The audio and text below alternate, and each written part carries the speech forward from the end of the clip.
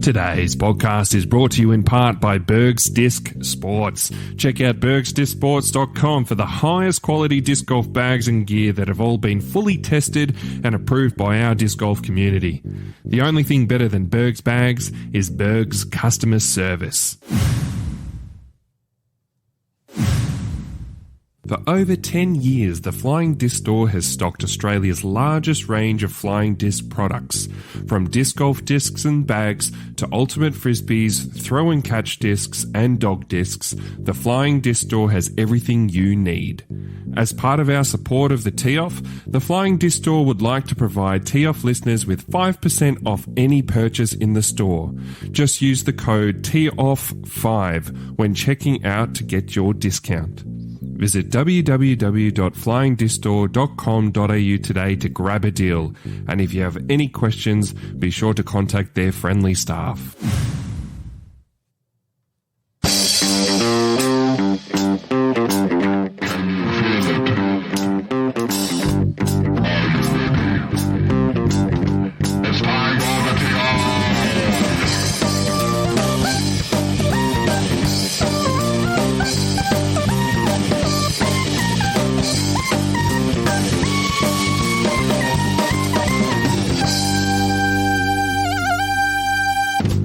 Yeah, welcome back to the Tee-Off, an Australian podcast about the awesome sport of disc golf. My name is Paddy Robinson. In with me, Timmy. Hey, Paddy. Just me today, Paddy. Fergie is out with COVID, apparently. Apparently. As well. I don't know. I'm getting, strong vibes of that guy that joins the group project and doesn't do any work, but happy to put his name on it at the end when it gets submitted. That's what I'm getting the vibes there. That sounds about right. I reckon Fergie kind of fits that bill. That's it. I do like that joke of, anyone that I did a project, group project with, I really want them at my funeral so they can let me down one more time. Yep. Good joke. So, yeah, Fergie, good on you, mate. I hope you enjoyed listening to it. Straight out, players meeting. The New South Wales Open footage was released on Gatekeeper Media. Timmy, we did the commentary. And, yeah, it was a bit hard that round two. Mate, round two. I want to give a shout-out to the boys on that card. Yeah. Because, look, it was a bit breezy. It was a little bit of breeze up. Yeah. But my word, they made commentary hard. Yeah. Who was it? It was Adam Rigby, Yeah. Austin D'Alessandro, Leith Brodie, and Chili. Yeah. Yeah. Grossness, boys. Could have given us a highlight or two thrown in there because that was tough. I'm sure you guys had a tough time playing. Yeah. I mean, we had a tough time watching. We did have some fun with it, though. I'm still having a good chuckle about how many nicknames you gave Wriggles. The red Wriggle is still making me laugh to this moment. I wanted to shout out Dwayne as well. That was such a sick ace. Oh, mate. The Park boys have a good run going with aces. Dwan. Ace on, what was it? That downhill. How do you ace that? It's 115 metre downhill par 3. And he just puts it on a line straight at the chains. Insane. It was totally a shank. Yeah. And that was going 40 metres OB. An ace is a bad shot. No, it was awesome. Congrats to Dwayne again. Just wanted to say the Patreon giveaway, I've been collecting some stuff. It is coming. So if you would like to join our Patreon, it's as little as the price of coffee a month. The link is in our link tree in the bio of our Instagram page. Cool. Now, into one of your favourites, Tim, disc golf tips. I've got a really quick one. I do need some tips. I should be starting to listen to these because my game's going to shreds. So. No, I think you've got this in the bag already, Tim. But I would just wanted to or give people the advice to get a stable putter in the bag if you don't have one. This really needs to be something you can throw hard off the tee or approach with, something that will fly pretty straight and have a small amount of fade at the end. That sounds exactly like a Firebird. Perfect. My Sexton Firebird, absolutely money. Yeah, in the wind that you've played in lately, then yes. And that's it. But no, I kind of see this, like throwing putters is a great place to start. It really helps you develop your form for people who are coming into the sport, even for your amateur divisions. I really feel like it took me a long time to actually trust and throw putters during like sanctioned events. I still don't, to be honest. Yeah. I throw my AVR X3 and like a zone, but not really like a putter. Yeah. Yeah. Why do they say it's good for your form? Is it just because it's going to basically behave on the line that you put it on, so you'll be able to identify what you're doing wrong? Pretty much that. And you've got to have like pretty good form. Like it's got to be a clean release, clean snap for it to get the right flight. So, and you've got to... You don't have to release with so much height. It's not these big highs or flips, all that sort of thing. It's a nice flat release. So yeah, just some of the examples that I have in my bag. Timmy, you mentioned the AVR X3. So I've got the Westside Disc Harp and the Clemens Culprit as like my more overstable. But then my straight flies with a small amount of fade, I'm saying my EMAC Judge from DD and my Latitude 64 Savior. There are a few that I have in the bag and come in really handy when I'm making my approaches. And what are you doing? You're trying to throw these guys flat or like nose up with a bit of hyzer? What's the... Look, it's going to depend on some of the conditions, but I like to try and release them pretty flat when I'm playing. And forehand, backhand can really rely on these. And yeah, they definitely save me strokes approaching and throwing off the tee. So yeah, do you, apart from the AVR X3, is there any you'd shout out and throw in there as well? Look, just the AVR X3 in the zone. I don't think my form with the putters is elite, so I need something with less glide and more overstability to get down if I do happen to shank it. Yeah. I'm working on the Judge, but I've got to be honest, I hate how putters feel in my hand. I don't know if I should power grip them or fan grip them. I change between the two. Not really my jam, to be honest. Yeah, I pretty well always fan grip my putters when I throw because they do feel a bit deeper, a bit weirder. But there's so much like variations in the fan grips change a lot too. I remember doing a Will Schuster clinic when I was in the States. His fan grip drastically different to my fan grip. Yeah, right. Okay. His like thumb is like basically over his index finger, so he's touching. If the disc was not there, his index finger would be touching his thumb. Yeah, right. Whereas mine are kind of like more staggered. My thumb's probably like 2 inches in front of my index finger. Yeah, interesting. So I don't know. I need someone to actually explain fan grips. Yeah. Actually, it needs to be Simon Lizotte because he does it the best. Actually, did you see his recent video with the Halloween Lizotte? The guy's a freak. Yeah. He's a freak. Just metal hit. Ace. I'm like, Simon, take my money. Like, if this is the ad for the discs, take my money. Yeah, there's a multi-million-dollar contract there. Easy. All right, straight into some news, I think, Timmy. What's news round the world, round Australia? What's news? What's happened and who's spoken? Yeah, there really wasn't much going on in the States in the last week. We only had like the US DGC, Throw Pink Women's Disc Golf Championship and the Disc Golf Pro Tour Championship. So not much to recap, probably like a minute tops, would you say? Yeah. I reckon we could do that. The season finished with a bang. US DGC, Kyle Klein got the chocolates, one-shot win over Bradley Williams. Now, these are two names that I haven't really shouted out much this year. But been actually having very underrated seasons, Kyle Klein and Bradley Williams. Yeah, you've had them in your tips a bit, or you Bradley Williams has been in your tips a bit. I'm like, I love Bradley Williams. Yeah. Like, I know he was kind of notorious for being a bit of a, let's be honest, he was a bit of a grumpy D-bag in his early years. Yep. He seems like a really nice guy on the course now and someone you want to have on your card. Always having a joke. I saw him actually his disc was like inbounds by an inch on one of the holes at Winthrop, and he laid down next to it and took a selfie with it. It was just funny. It's good. It seems like he's found some zen on the course, and that's definitely relating to his disc golf game. And like if his nickname needs to be Butter, he needs to be called Butter Williams because his form is just flawless. It's so smooth. Well, I tell you what, I've been watching a lot of these guys for a long time. I feel like he has the closest form to Paul Mcbeth that I think I've ever seen. Maybe not so much the forehand wise, but backhand form. I'd love to see a side by side of both those guys because I feel like they'd be very, very similar. Yeah, I agree. Yep. But anyway, the good form didn't get it done. The poor form got it done. Kyle Klein, he's not I'd say he's got poor form, but he's slightly unique in his form. He got it done, and it was good to see him get it done because he lost to Mcbeth in USDGC in the famous playoff of 2021, where he had a chance to win it on 18, didn't quite get the putt done, and then Mcbeth just beast moded it in the playoff. Yeah, so good to see him get a win. Oh man, I was so happy to see this. And again, it's a young guy. He's come through. I love that the USDGC has that ongoing thing of individual winners. Yeah, exactly. And, no one wins it back to back, apparently. Yeah. So, it's such a grueling tournament. Yeah. We sit there, we look at this, and we're like, oh yeah, you should, this is easy birdie, this is easy birdie, or you should be getting on these runs, and then you look and you're like, how are they taking doubles, triples, all this sort of stuff? Yeah, there's some big numbers. It's so easy to do. Got to shout out hole 17. We all know hole 17. It's the island hole where if you miss it, you just have to keep throwing. I think they changed the rules now, so you get 3 cracks at it. And if you miss it 3 times, you proceed onto the drop zone. Yeah. Got to shout out Gavin Rathbun. He managed a 10 on it. So you throw 3 off the tee. You throw 1, 3, 5, then you're throwing your 7th from the drop zone. So obviously missed that. Then he got on. Yeah, a 10. Going to putt.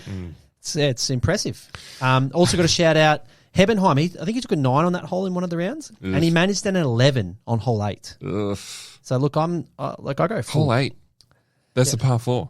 Okay. Yeah. How do you get an 11? I really don't know how you get an 11 on that. There's a little bit of OB around and stuff, maybe one Mando, but that hurts. It reeks of being out of position and just being stubborn. Yeah. I tell you what though, I'm not judging any one of them, because if anyone goes back and has a look at my USDGC, thank God there's no PDGA. There wasn't the PDGA live scoring there. So I can't go back and actually look at individual holes, I took. But it is so grueling, this course. It will test you physically, but test you mentally like you wouldn't believe. And if there's any wind or any water or rain or anything like that, add 5 strokes to your to your score. It's brutal. It's so much fun, but it is brutal.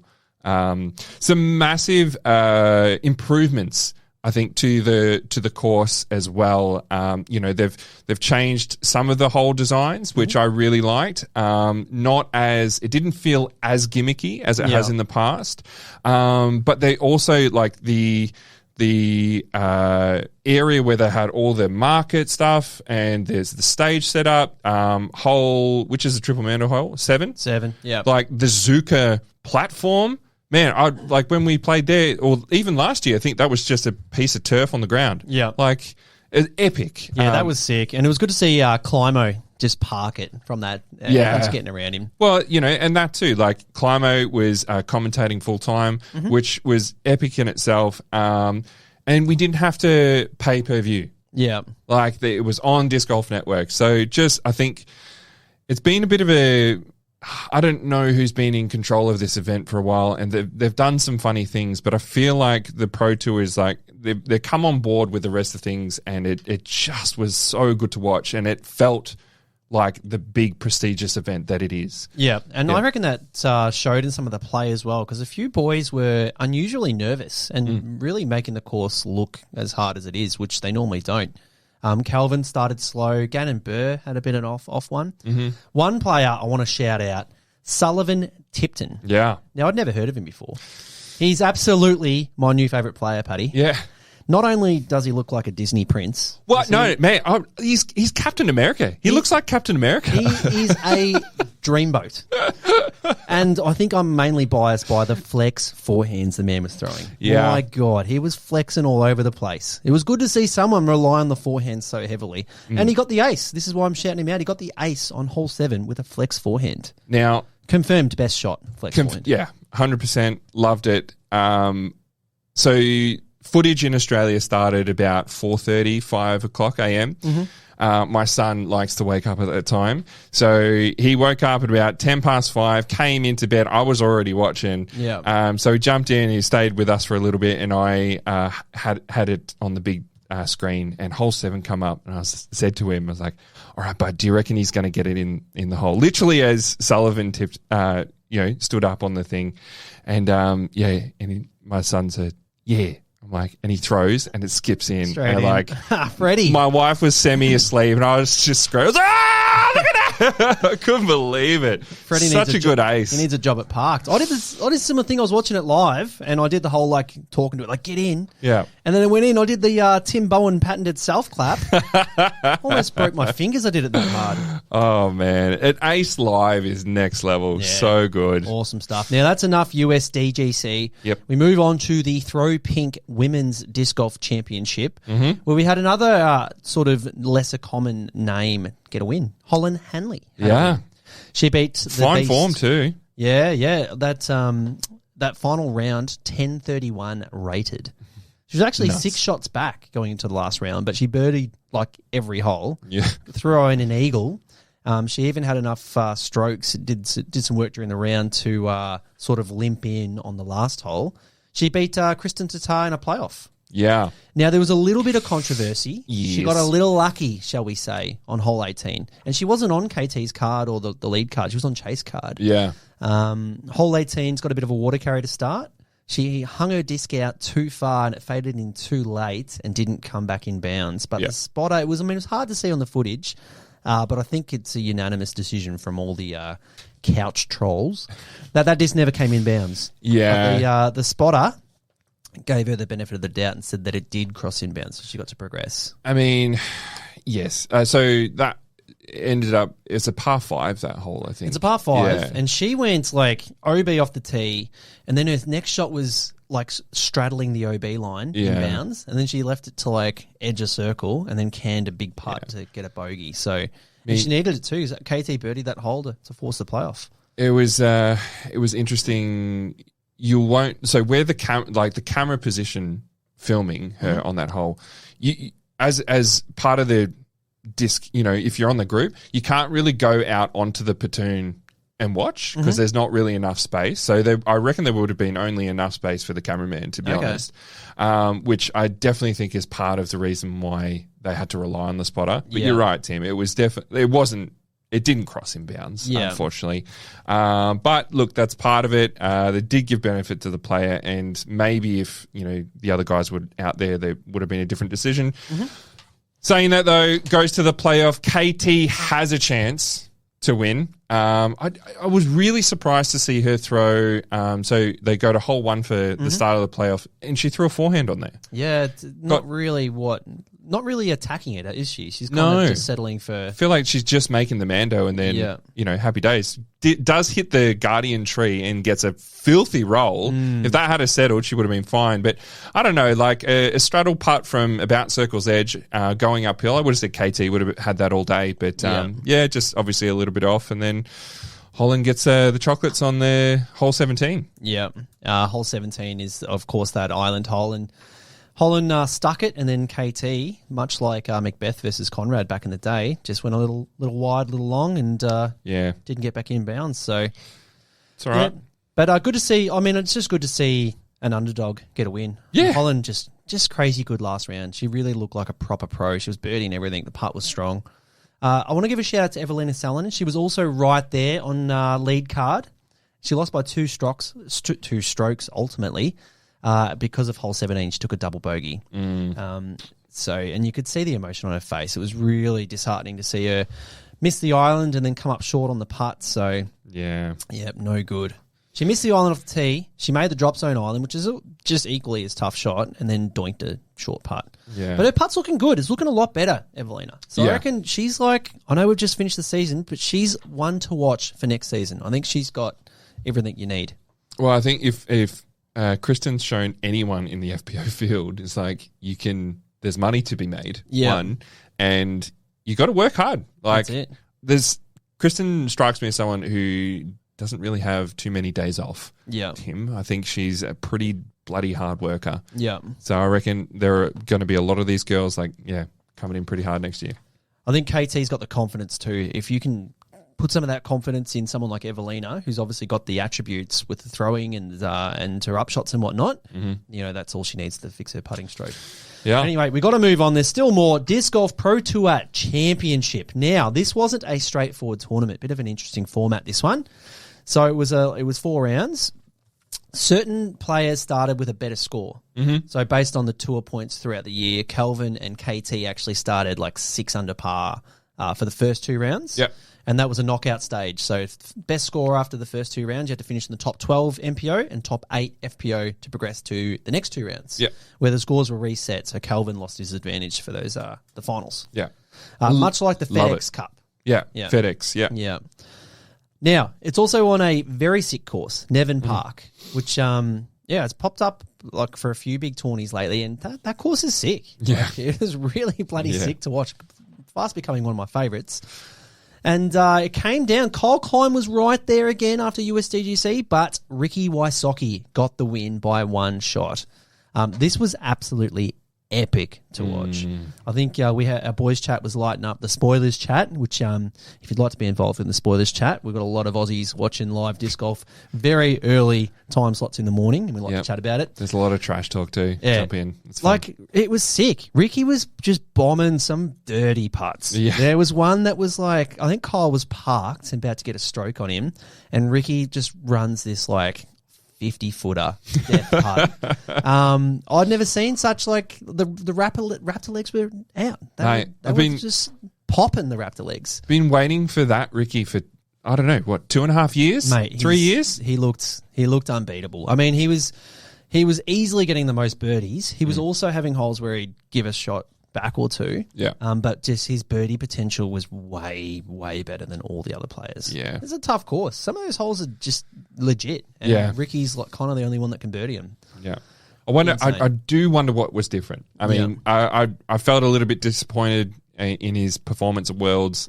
He hasn't really been, I mean, he's got a couple of wins over the year, but they haven't, I don't know, he just hasn't felt like that Ricky that we just saw. Yeah. So it's good to see that he did come out and he defended his title. But, I'd love to know what was different, whether it's a mental thing or what. Or his body just felt good.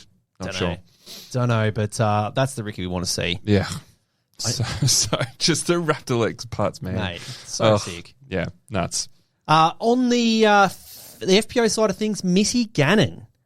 Big Cash Missy just shows up for the big ones. 40K she brought home. She turned a 3-shot deficit around to win by 3 shots over Owen Scoggins. Yeah, huge by Missy. Unfortunately, like the FBO comes on so early in Australia. I never get to watch it. I had to go back and watch highlights. Man, there was some good highlights. Good highlights. I've not yet seen them, but just can't look past Missy just rocking up for the big paydays. She's made so much cash from like 3 wins. Yeah, it's just nuts. But good for her. Now, we got to come back to the Aussie Shore. We had a few comps. Nothing too big, but we had 4 little ones. The City of Burnie Open presented by RPM Discs. No pro players, but Big Ed Hesline birdied 5 of the last 6 holes to win by 1 shot in MA1. So shout out to Ed. Nice. This is another tourney where there are no female players, so I can confirm there are no girls in Burnie. Woodhouse Woodpecker in SA went down, and Youngblood Roach had a win by 1 shot. Nice. It was they both birdied the last hole, but a birdie versus a par on hole 17. Kaylin Borg got the par. That proved to be the difference. So Kaylin came in second. Right down to the wire. Shout out to Kaylin. Charles Duplessis took out MP40, although I did notice that my Heiser Flight teammate Alex Costales stepped up to MPO. He would have taken out MP40, which is his traditional division, even though he looks 21. And Sarah Middleton took out FA2, so big shout out to Sarah. Sarah. I quite like Woodhouse Woodpecker, or the Woodhouse course. Nice little wooded one, sort of shorter holes, but definitely good fun. I don't think I've played it yet. Worth it. Yeah. Definitely worth a little look in. We definitely need to go over and play Woodpecker and Bel Air. Yeah, the new Bel Air course looks sick. Now, we had Reigns and Chains in Camden, which is cool to see. I don't know if they put on too many comps, so it's good to see one go down in Camden. Yeah. Austin D'Alessandro, he won by 2 shots over Clayton Beck. Okay. Yeah, shout out to Clayton Beck. He's on the Aces team. It's good to see him putting in a good performance. Unreal. Hard to take down Aussie D, though. Winning everything at the moment. MP40, Olatunji Akposani had a win over JJ. Nice. And FA1 was taken out by Jennifer Lan, so shout out to Jennifer. She's winning a lot. I'm always shouting out Jennifer Lan. Yeah. Don't know who she is, but she's winning a lot. We'll have to get her on the pod. Yeah. Now, we had a comp that I played, the Inverleigh Open 2023 down in Inverleigh. Now, there was one bloke who was way better than the entire field, Paddy. and I do believe, spoilers, we're getting him on. Have a little bit of a chat. Big Dave Perry, you nicknamed him Phar Lap because he was genuinely in a league of his own. Well, look, I went out there and I helped the Park boys because Ash was a bit new to the Inverleigh course, so I was helping him just in some spots. Yes, was watching D. Perry. We did nickname him Peaches for most of the round. But then after that performance, we had to change it to Phar Lap because he was so far out in front of everyone. And he's also got the rump of a thoroughbred. So definitely Phar Lap. I'm hoping that sticks. But no, mate, he was just playing so clean, so solid. We haven't seen him much this year. It was great to watch this performance. And the conditions were less, I was about to say they are shithouse. They were shithouse. I was going to say less than ideal, but they were awful. It was raining. There was no rain on the forecast. Why was it raining? Mate, did you know that this month, is the windiest month of the whole year? Why do we have the Inverleigh Open there? Yeah, it was change the times. It was disappointing because Inverleigh's never looked like it's looking so good. The Inverleigh Disc Golf Club has done an amazing work. Shout out to Luke Pote in particular. Yeah, the pyramid hole 8, very daunting in steel conditions and with wind, no chance. Yeah, and what they've done around hole 10 with the retaining wall, just amazing. Yeah, the rocks around hole 18. Yeah, if anyone's watched the champs footage, it's gone up another level. Yeah. Dave Perry, huge win. He was the only scorer under par, 9 down, and he won by 11 shots in front of Aiden Howard. So massive performance. On the FPO, it was far closer, and Cassie Sweeten got a win over Claire Hussey in a playoff. Yeah. Went for quite a few holes of the playoff. Yeah. They were just doing a circuit, push, and then Cassie got the win in the wind. They would have been knackered because that was certainly a big day. Look, I got to watch they were on the card in front of the MPO boys in round 1. I got to watch a little bit of it. Cassie was hitting some very tight lines, but Claire as well was playing really solid. So I'm keen to watch both of them as we come into this exciting end of the year in the Eruption and Champs. Yeah, absolutely. I was pretty much playoffed out at this point because there was so many playoffs. FPO had a playoff, MP40 had a playoff, and FA1 also had a playoff. I actually hurt my back in this comp, and just walking around watching the playoffs was grueling for me. So I don't know about the players to actually... You've hurt your back too? I've hurt my back, mate. I don't know. What is going on with the tee-off, posts? I almost need to blame my Taipan too. It was like trying to wrench my Taipan. No, not the sacred Taipan. Mate, I was trying to wrench it too hard on a hole that didn't need it. It was in the wind. The wind was just mental, so... First shot of the day, tweaked something in the back, and now I'm walking around like a mummy. Oh, well, I know a good physio. So, Cassie Sweeten got the win over Claire Hussey. Ruben Berg had a huge win in a playoff over Chris Hart for MP40. Ooh. Another very, very tight playoff. I took a park job on hole 11 from Ruben, and Chris got a little bit of a bad roll away and then had a C2 putt to push, but couldn't quite capitalise. Solid from Chris. He also TD'd as well. So yeah, he had the TD curse. Yeah. He's just had a hernia operation and his shoulder's crook, so I think he was throwing all backhands. Yeah, right. So huge performance from Chris. Yeah.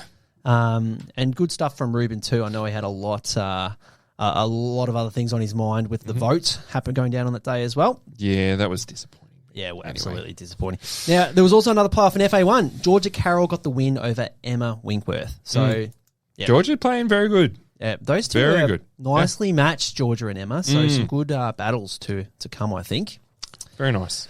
Now, we've got some more comps coming up. We've got the Spring Sling in Canberra on a new course. That's pretty exciting. Bit disappointed I can't get up for that one. We're actually sponsoring on there. So I sent off some tee-off pins express today. So, they'll be getting there. And, look out for our little sign. I think we got a little sign somewhere. Yep. Sounds good. Mm-hmm. The Daly Bay Sugar City Open in Mackay, Queensland. Oktoberfest in Perth and the Jumbuck Joust in Victoria. So, a good couple of comps coming up. Leading into the big one, the Eruption. Yeah, getting very excited for this. I'm still 50-50 about playing, but we'll definitely be there regardless, Tim, and it's going to be fun to watch. I do know the Park boys are filming. It's going to be great. Yep, can't wait. And that's my recap done, Paddy. So we'll throw to a quick break, and then we'll get Big Dave Perry. What are we calling him again? Phar Lap, mate. We're calling him Phar Lap. All peaches. We'll get him on for a chat. Looking for help with course design and installations? A new disc or other accessories for your game? Well, OzDiscs has a huge range of all disc golf equipment in stock. 5% of each sale goes back to support your local club through their rewards program. Also, did we mention they have next day shipping? Well, jump online and check out OzDiscs now at www.ozdiscs.com.au. We just called to have a chin wag. We just called to have a chat with friends. We just called to talk some disco and to catch up on the latest disco trends. All right, on the phone, Dave Perry, all the way from Melbourne. How are you, mate? Good. What's going on, boys? Not much. We've just been doing a bit of a recap. We had a little bit of a chat about Inverleigh Open. I've already mentioned I got to be there and watch you basically tear the course a new one.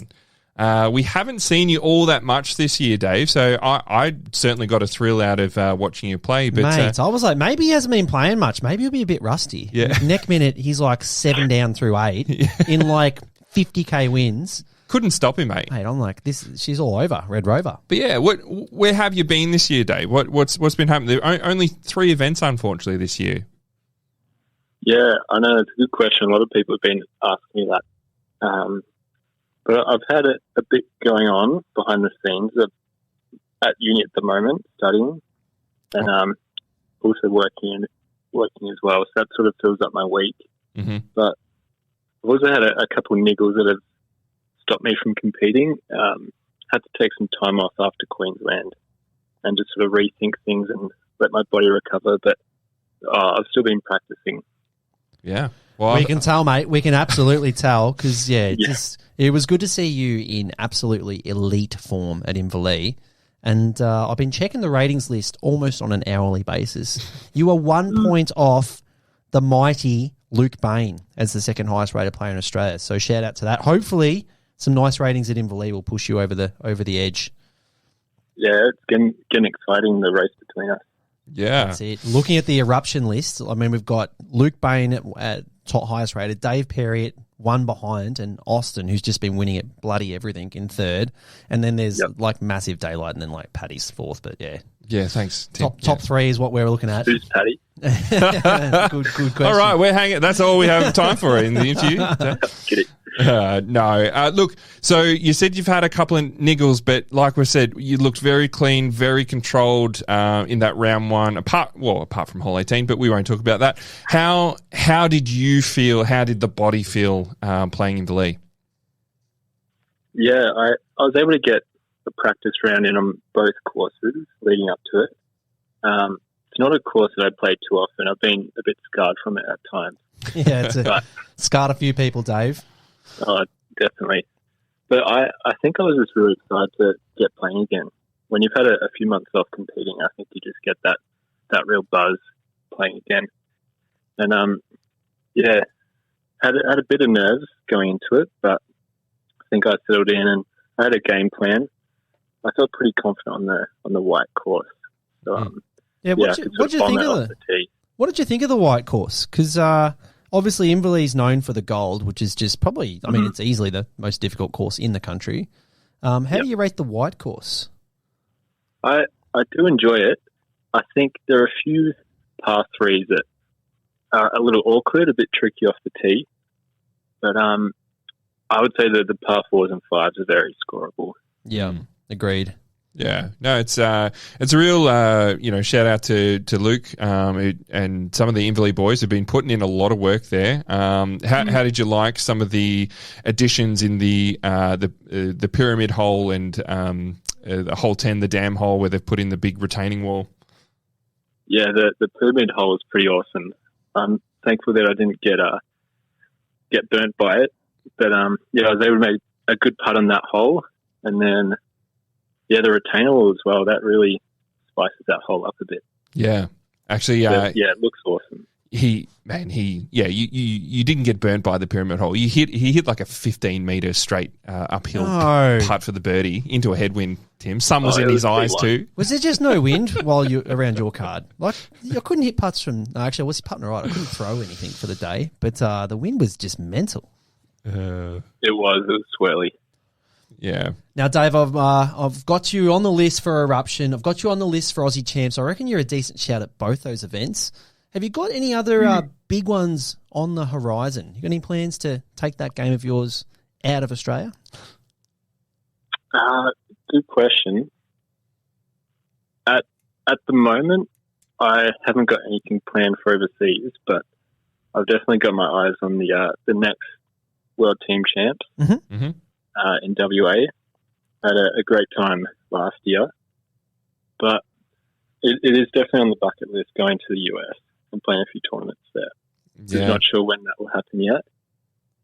Yeah, make it happen, Dave, because you got all the attributes needed to do very, very well over there. So I'd love to see how you go. Well, Tim's already been in my ear before we started recording about getting over to New Zealand. So maybe we should have a look at that one too, Dave. Mate, have a look at the New Zealand tour down under.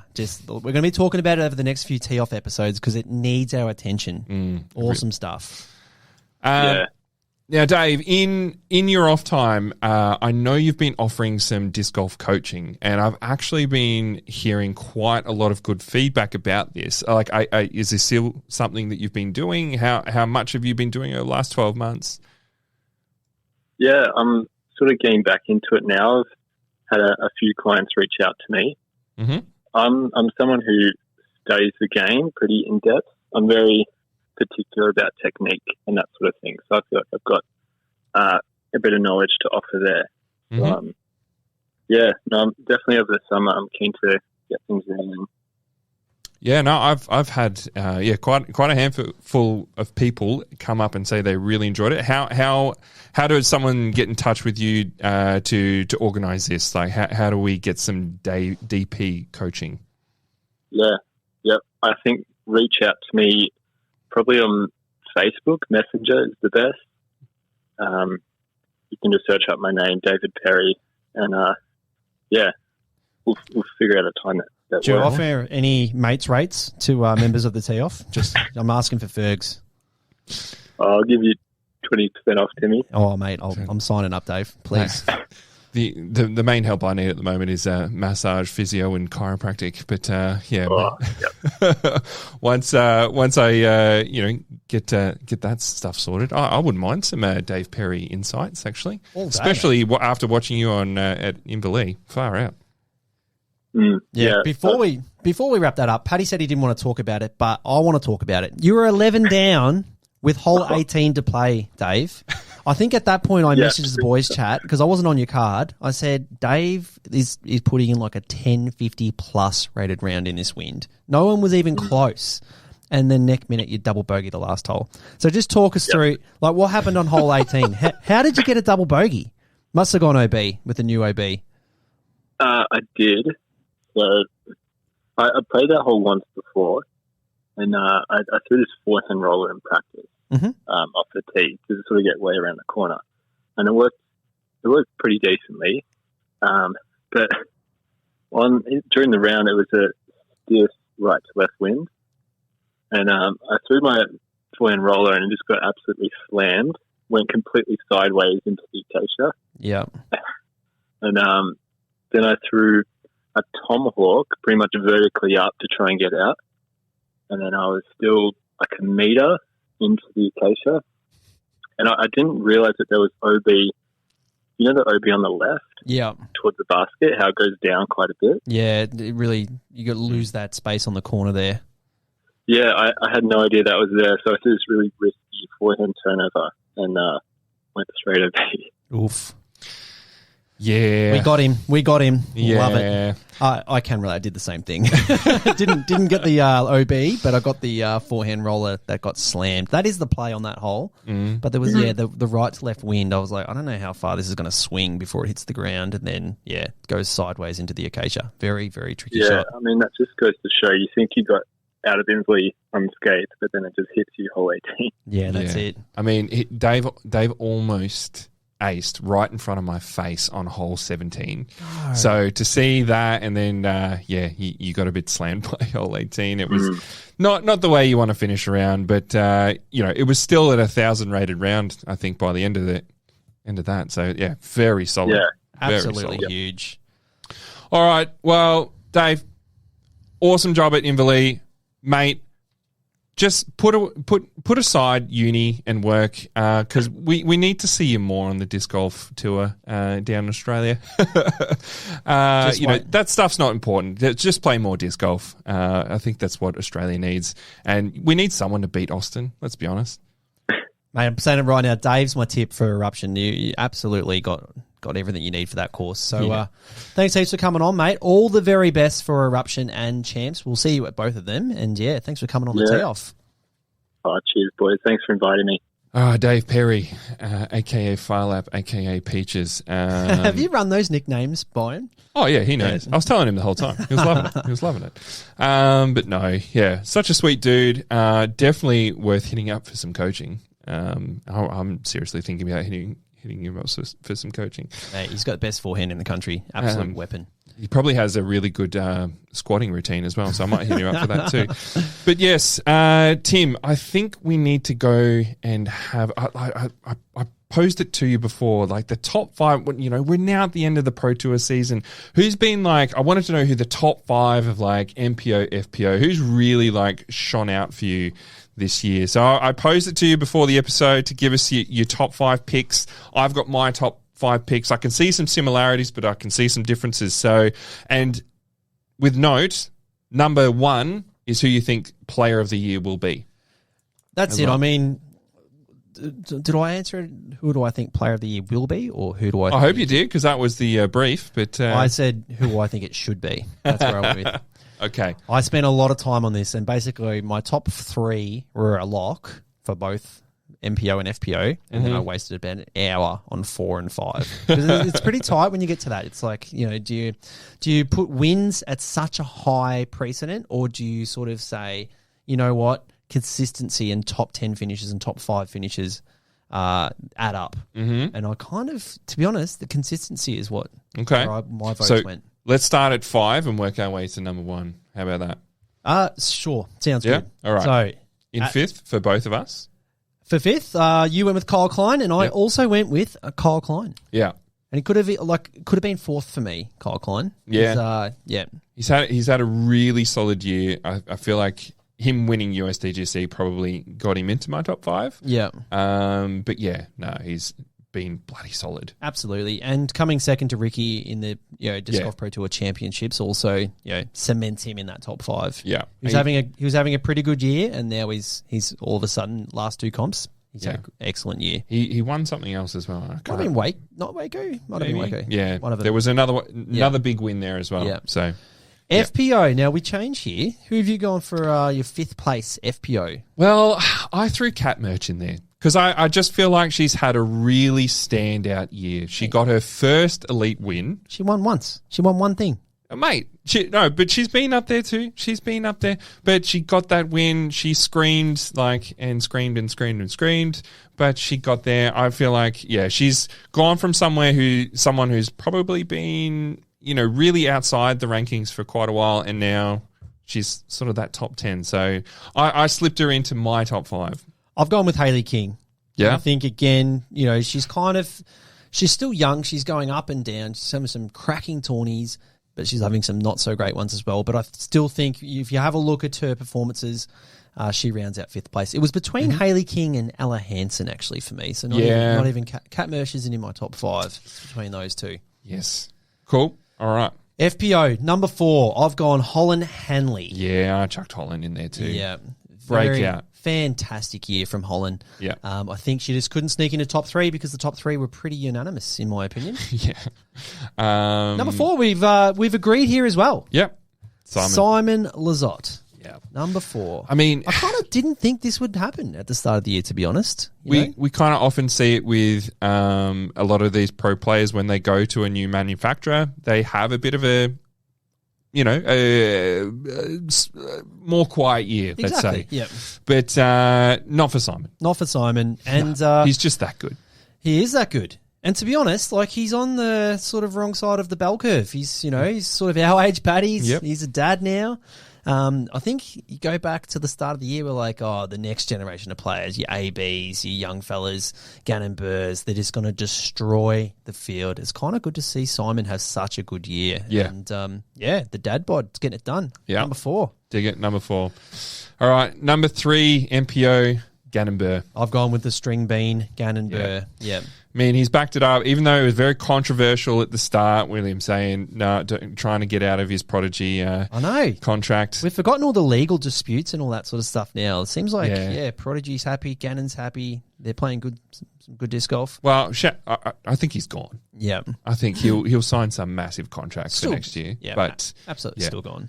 I think all the, they needed to clean all of that shit up pretty quickly because it was looking bad on everyone. Yeah. But no, Gannon, he put all that to the side and he got out and he got some big wins as well this year. So, yeah, I think Idlewild was one of them as well, which I wouldn't really have picked him for. But, smashed it there. So, no. Honestly, if he put in another good showing at USDGC, probably would have been,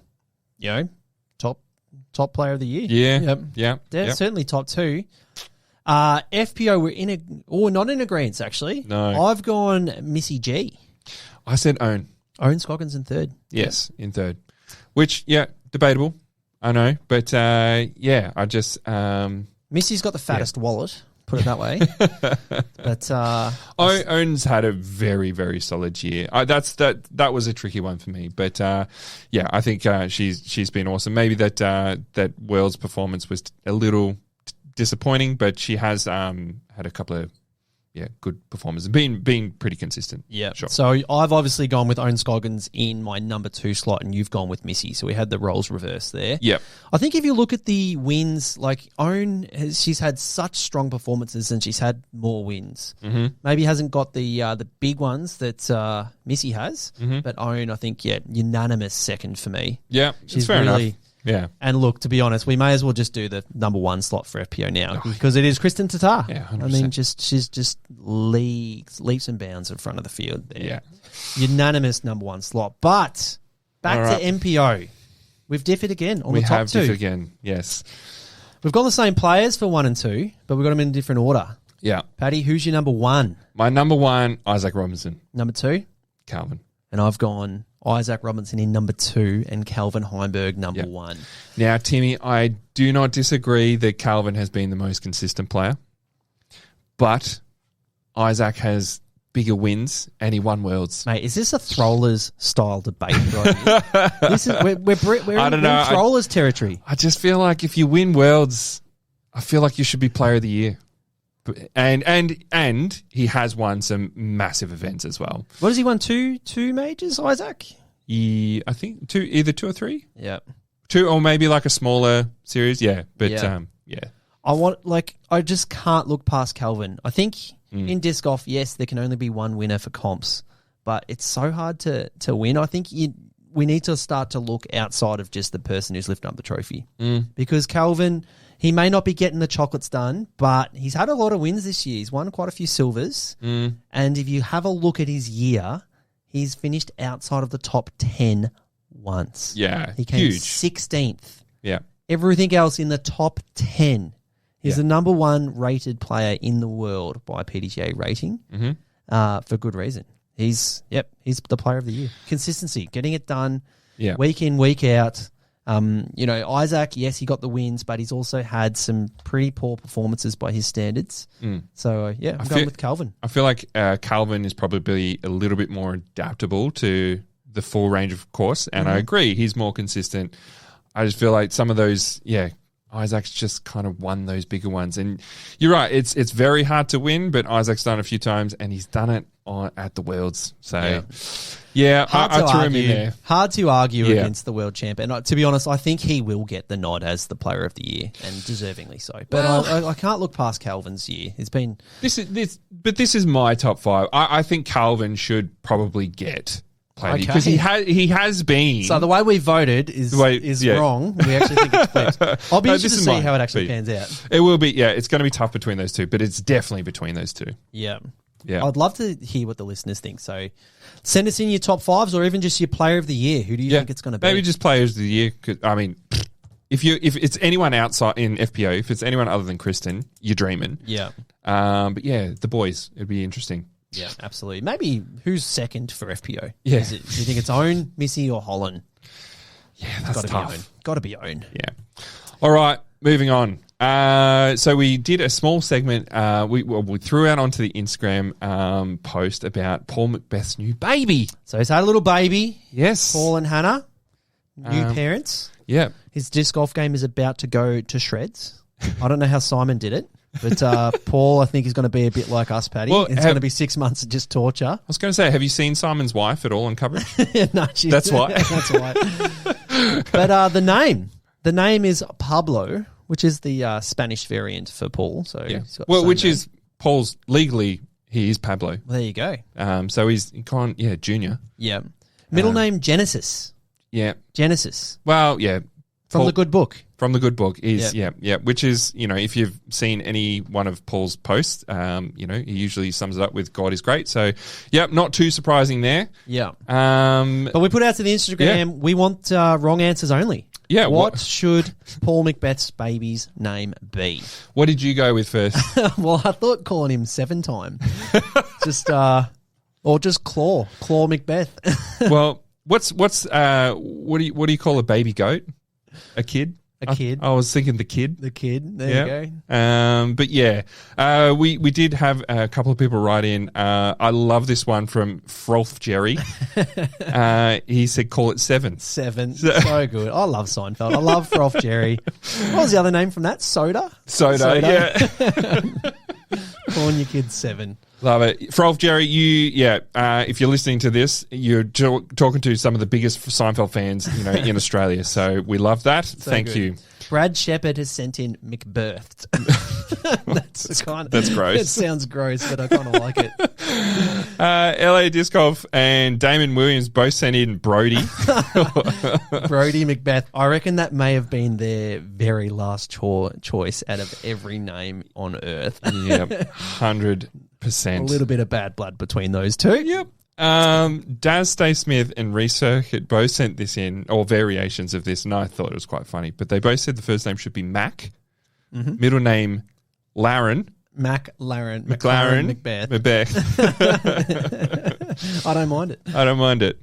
Ash Widener sent this in. Roman Polanski's epic 1971 film of ... I had to look it up. It's Mcbeth. Mcbeth. That was the film. So I'm glad Ash is keeping the dad jokes alive with Fergie away. Good one there. But no, thanks for all those who sent some in. We did have a bit of a chuckle. Little Pablo. Good. I can't wait to see him just shredding the course in about 12 years. Well, there's a few like disc golf dads in this elite disc golf group that are having kids around the same age. So. Yeah, I don't know. In like Mini Paul versus Mini Simon. Oh, I love it. I'm waiting for that battle. Are there any others? Who are the other disc golf dads? It's just those two, yeah. Nate Sexton. Oh yeah. Yeah. Oh, he's got a little girl. Clementine, I think. Yep. Yeah. Well, something like that. She'll be killing it. Yeah. I feel like there is more. There's not. Yeah. That's why they're all good at disc golf. They're not dads. They need to bring out the disc golf dad division. It's a massive handicap. Anyway. All right. Well, that brings us to the end of episode 49 for the Tee Off. Please make sure you follow us on Facebook, Instagram, send in any questions or topics you'd like us to discuss. We love it. Until next time, thank you, Tim. Big thanks to Dave Perry. Fergie, we hope you get better soon. We also hope you get out and play some disc golf with your mates. So that's the end of the episode. Thanks for listening. I don't know why you're still here. We have to go see our families.